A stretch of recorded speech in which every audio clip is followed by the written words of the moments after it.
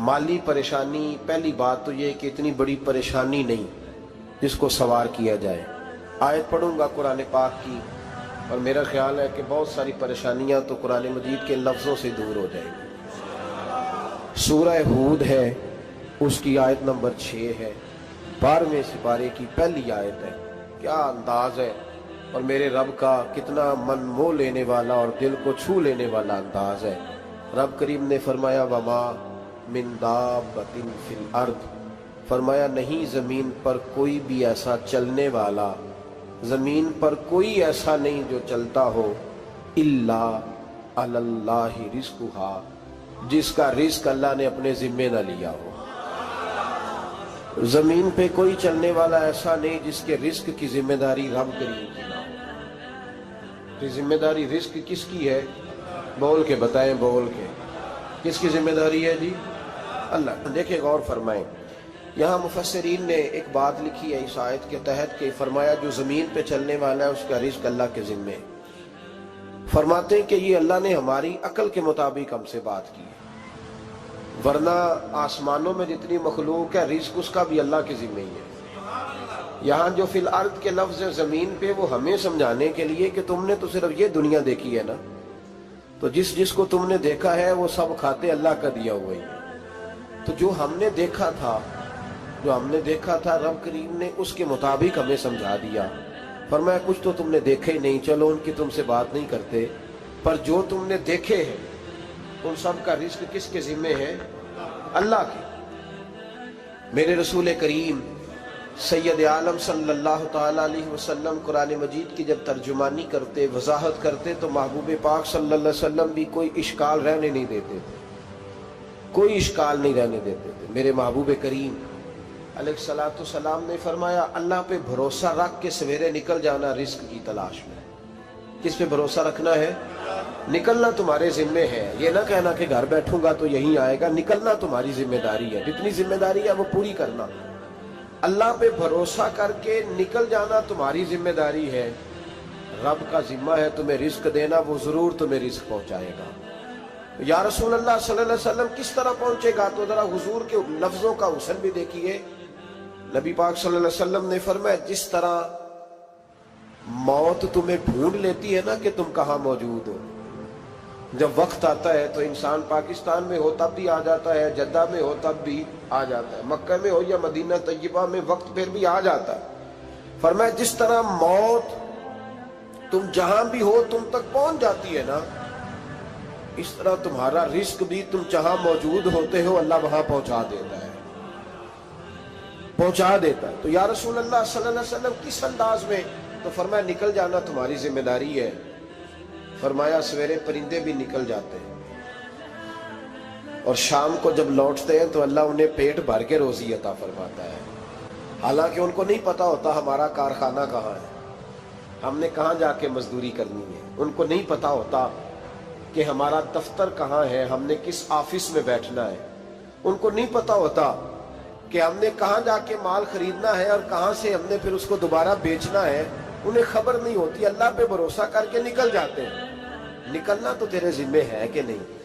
फरमाया वो तू ड्यूटी कर, शाम को अल्लाह जो रब परिंदों को रोजी देता है वो तुझे भी अता फरमाएगा। मैं कहता हूँ सोच कितनी कमजोर है उस आदमी की जो कहता है कैसे मिलेगा। कितनी कमजोर सोच है। जो रब बैल को रोजी देता है, बकरी को रोजी देता है, इस जमीन इस धरती पे अगर बसने वाला ऊंट भूखा नहीं सोता, चले ये तो पालतू जानवर होते हैं, इस धरती पर बसने वाली अगर बिल्ली और कुत्ता रोटी खा के सोते हैं तो तू तो अशरफुल मखलूकात है। तूने अपने ज़हन में क्या टेंशन पाल लिया है कि नहीं आएगा तो मर जाऊंगा, क्या बनेगा, किस तरह होगा? तू क्यों इतना परेशान हो गया?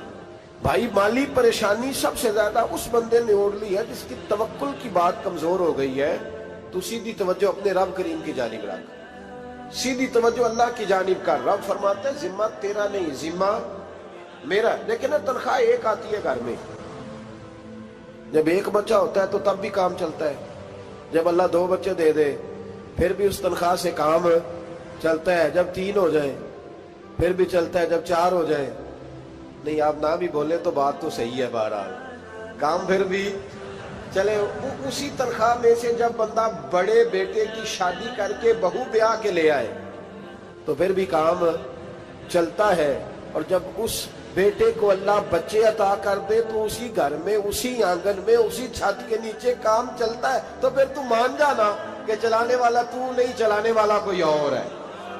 پھر تو مان جا کے چلانے والا کوئی تو اس وقت جب تنخواہ تیری لگی تھی تو کہتا تھا ابا ابھی میری شادی نہ کر، میں بیوی کو کیسے کھلاؤں گا؟ تو وہی شخص ہے جس کی چھت کے نیچے پھر 1.5 درجن پوتے بھی پل رہے اور گزارا ان کا بھی ہو رہا ہے۔ تو رزق کا ذمہ کس کا ہے؟ اللہ کا، اللہ کا ذمہ۔ اب ہمیں پتہ ہے پہلی بات تو پریشانی اس لیے اتار دینی چاہیے کہ ذمہ ہمارا ہے ہی نہیں۔ اب دوسری بات یہ کہ ذمہ داری کس کی ہے؟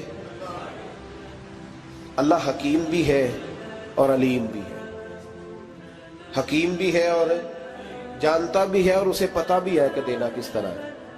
اب ہم پتہ کیا کہتے ہیں؟ کہتے ہیں وہ جو بندہ پجاروں میں بیٹھا ہے وہاں اسے نہیں بیٹھنا چاہیے تھا، اور میرا حق تھا۔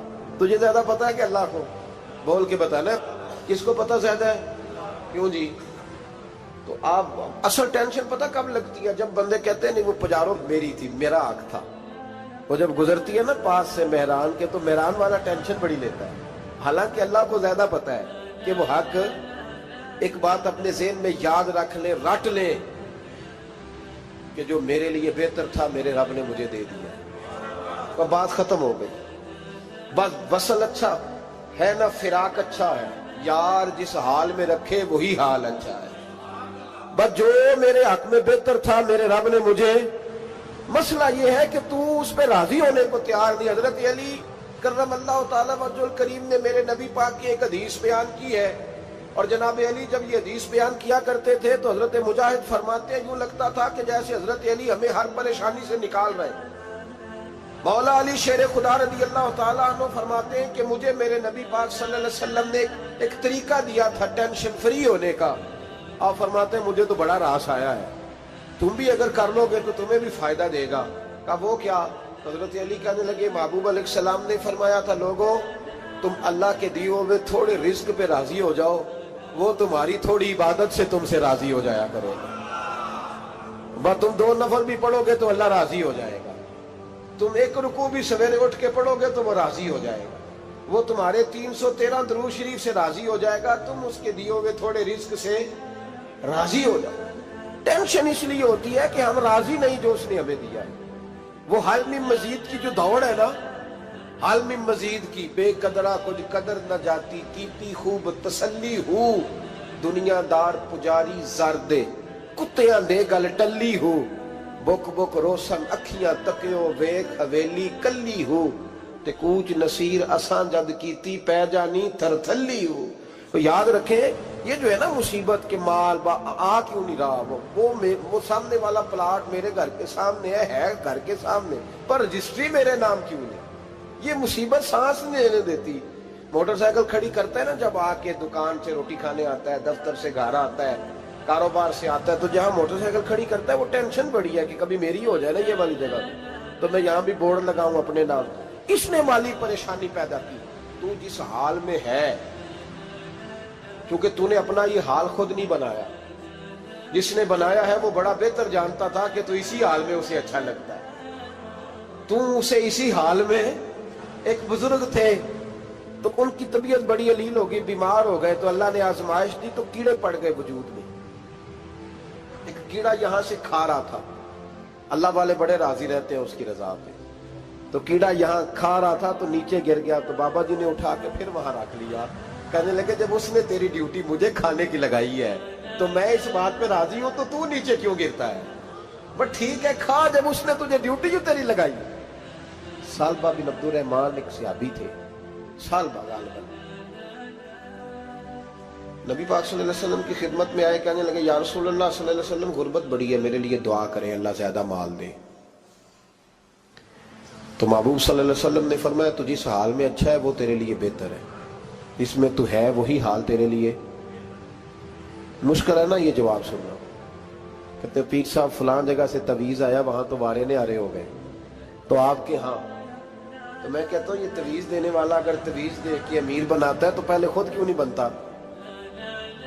یہ خود تو 150 کا تویز بیچ رہا ہے، اپنی بیچارے کی حالت یہ ہے۔ اگر اتنا ہی تویز اس کا چلتا ہوتا تو پہلے 5 پجاروں اس کے دروازے پہ کھڑی ہو۔ عجیب چکر ہے اور عجیب جگہ لوگ الجھ گئے، سمجھتے ہی نہیں بات کو۔ یا رسول اللہ صلی اللہ علیہ وسلم دعا کر دے تو محبوب نے کیا فرمایا؟ فرمایا تو جس حال میں ہے نا وہ حال تیرے لیے بہتر ہے، اسی میں رہ۔ کہ نہیں حضور دعا کرے۔ فرمایا سال بعد تو باز آ جا۔ حضور دعا کرے۔ فرمایا تو باز آ جا۔ 2-3 دفعہ کا ضد کی، محبوب نے فرمایا جا پھر اللہ تجھے زیادہ پیسے دے گا۔ چند بکریاں خریدی، اتنی برکت ہوئی کہ بکریوں کے ریوڑ بن گئے۔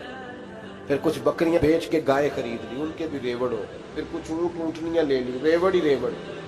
پہلے 5 وقت مسجد میں آتے تھے، اب فجر اور عشاء رہ گئی۔ پھر مال زیادہ ہوا تو مدینے شہر میں کوئی جگہ ہی نہیں، مدینے سے باہر حویلی خریدی، پھر جمعہ ہی رہ گیا۔ جمعے کے جمعے آتے، زکوٰۃ کا حکم آیا۔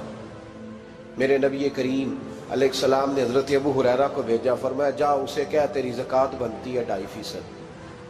10 کروڑ روپیہ ہو تو کتنی زکوٰۃ بنتی؟ بھئی 1 کروڑ کی 2.5 لاکھ ہوئی نا، تو 10 کروڑ کی کتنی ہوئی؟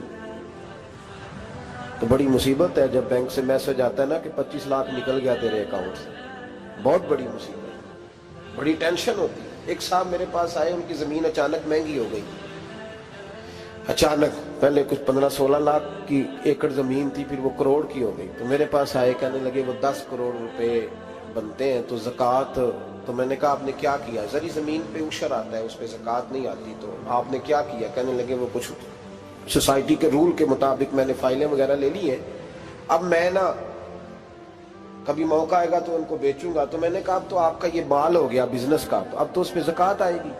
10 کروڑ پہ جب 25 لاکھ سنا تو کہنے لگے فوراً دینی پڑتی ہے کہ تھوڑی تھوڑی سے بھی کام چل جاتا ہے؟ تو میں ان کا چہرہ دیکھنے لگا، میں نے کہا نہیں وہ تو آپ کو پتہ ہے، ویسے حضرت عمر فرمایا کرتے تھے بانٹ کے نہ دو، کوشش کرو کسی ایک کوئی دو، چلو کسی کا تو کچھ بن جائے، تو ایک کوئی دینی چاہیے۔ کہنے لگے تو مطلب یہ ایسا ہی حکم ہے؟ میں نے کہا آپ کسی اور سے تحقیق کر لیں۔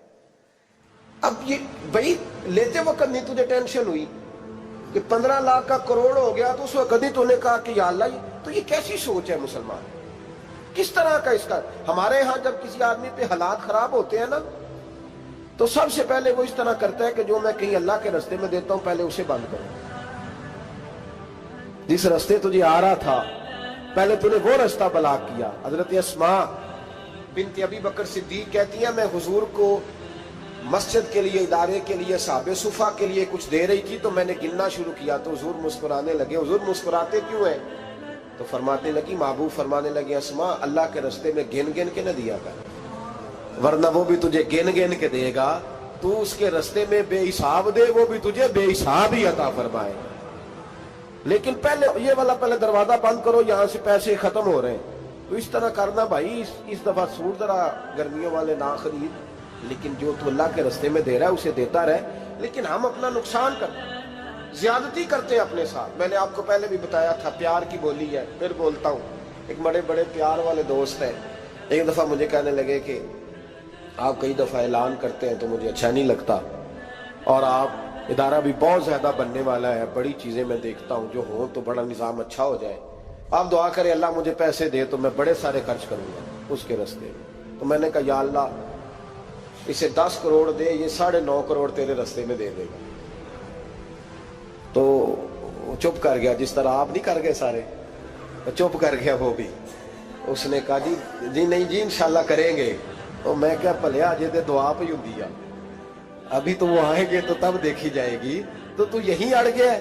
یعنی 9.5 کروڑ اللہ کے راستے میں خرچ کرنے کی دعا پہ بھی آمین کوئی نہیں کہتا کہ چلو آمین ہی کہہ دیں۔ تو میں کہا تینوں تے 50 لاکھ بچتا سی پیا، لیکن تو اس سودے پہ تیار ہے۔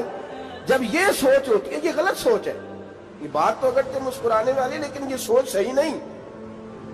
حضرت عثمان غنی رضی اللہ تعالیٰ عنہ کہتے ہیں جس وقت نبی پاک صلی اللہ علیہ وسلم نے اعلان کیا نا جنگ کے موقع پر کہ 800 سپاہیوں کا خرچہ چاہیے، کہتے ہیں میرے پاس 600 کا تھا۔ یہاں ایک روایت میں حضور نے 1000 کا اعلان کیا تو میرے پاس 800 کا تھا۔ جب 2-3 دفعہ نبی پاک نے اعلان کیا تو کہتے ہیں میں نے کھڑے ہو کے کہا یا رسول اللہ پورا 800 میری طرف سے۔ کہتے میں نے 200 سپاہی کا خرچہ ادھار اٹھایا لیکن پورے 2 مہینے نہیں گزرے تھے، رب کریم نے مجھے کئی گنا کر کے پیسے واپس عطا فرما دیے۔ پر بات تو یہ ہے کہ تیری وہاں لو لگی ہو، تو تجارت کرتا ہے ان لوگوں کے ساتھ جو کیا دے سکتے۔ تو سالبہ کے پاس حضور نے پیغام بھیجا، پہلے تو کہا تیرے لیے بہتر نہیں مال، جب اصرار کیا تو اب بڑی برکت ہو گئی، بڑا آیا تو فرمایا زکوٰۃ دے، 2.5% زکوٰۃ ہے۔ اب جب سوچا کہ 5 اونٹوں پہ ایک بکری جائے گی اور بڑا سارا مجھے دینا پڑے گا، اب جب غور کیا تو یہ تو نہ کہا کہ میں نہیں دیتا۔ حضرت ابو ہریرہ سے کہنے لگے نبی کریم علیہ السلام کی خدمت میں عرض کرنا کہ میں خود آؤں گا۔ حضرت ابو ہریرہ نے آ کے عرض کی یا رسول اللہ صلی اللہ تعالی علیہ وسلم، حضور وہ کہتے تھے میں خود آؤں گا، تو کہتے ہیں محبوب نے ٹھنڈی سانس لی، فرمایا اسے کہا تھا کہ تیرے لیے مال بہتر نہیں، اب ہلاک ہو گیا، ہائے افسوس ہلاک ہو گیا۔ ان کو بھی تھوڑی دیر کے بعد احساس ہوا کہ یہ میں نے کیا کیا، نبی پاک کو ہی کہہ دیا نہیں ہے، حضور کو کہہ دیا بعد میں آؤں گا۔ اب دوڑے آئے، عرض کی حضور میں سارا کچھ لے کے آیا ہوں، قبول کر لیں۔ محبوب نے فرمایا گویا بلال حبشی کی خشک کھجور بھی قبول ہے، اور صہیب رومی ایک اٹی باندھ کی لائے تو وہ بھی قبول ہے، اور عمار بن یاسر اور مصعب بن عمیر اگر 2 دینار دے جائیں اور کوئی پرانا جوڑا کسی سپاہی کے لیے چھوڑ جائے تو وہ بھی قبول ہے، لیکن تو اپنا لاکھوں لے کے چلا جا، تیرا کوئی نہیں قبول، معاف کر دے۔ فرمایا جا معاف کیا، پر پیسے لے کے نہ آنا۔ اگلے سال پھر آئے، بندے ہوئے ہاتھ ہیں، محبوبہ میں دولت کا کیا کروں گا، آگ لگانی ہے، قبول کر لیں۔ فرمایا تو لے جا، تیرا نہیں قبول، گرا جو ان کی نگاہ سے وہ سنبھل نہیں سکتا۔ حضور نے وصال ظاہری کیا تو جناب صدیق اکبر کے پاس آئے، لاکھوں کا مال، ابو بکر قبول کر لو، تو جناب صدیق اکبر کہنے لگے اس کا کر لو جس کا نبی نے نہیں کیا، چل جا کوئی نہیں چاہیے۔ حضرت عمر کے زمانے میں قحط پڑ گیا، بارشیں نہیں ہوتی، غلہ نہیں ملتا، حالات خراب ہے، مالی طور پہ بحران آ گیا، غربتیں، مجبوریاں، تکلیفیں، آ کے روئے، عمر میرا قبول کر لو، مجھے معافی تو مل گئی تھی نا۔ فرمایا معافی اپنی جگہ پہ، پر جس کا مصطفیٰ نے قبول نہیں کیا۔ بہت سارے لوگوں کو پتہ ہی نہیں کہ ان کا قبول ہی نہیں ہوا، اور وہ الجھے ہوئے ہیں، انہیں خبر ہی نہیں کہ اصل بات کیا ہے۔ فرمایا جس کا مصطفیٰ کریم نے قبول نہیں کیا، اب ہیرے اور جواہرات بھی لے کے آئے تو بھوکے مریں گے، پر اس کا قبول، اس بات پہ راضی رہو، اس حال میں اللہ نے رکھا ہوا ہے، اس حال میں راضی رہو۔ یہ جو مصیبت ہے نا دیکھنی کہ وہ بھی میرے پاس، تمہیں کیا پتا، کبھی پوچھ تو صحیح اس سے وہ کس مصیبت کا شکار ہے، جو مالی طور پہ بڑا امیر ہے، تو اس کی طرف دیکھ کے اپنا دل برا کرتا ہے۔ بس جس حال میں رب نے رکھا ہے اس حال میں رہ۔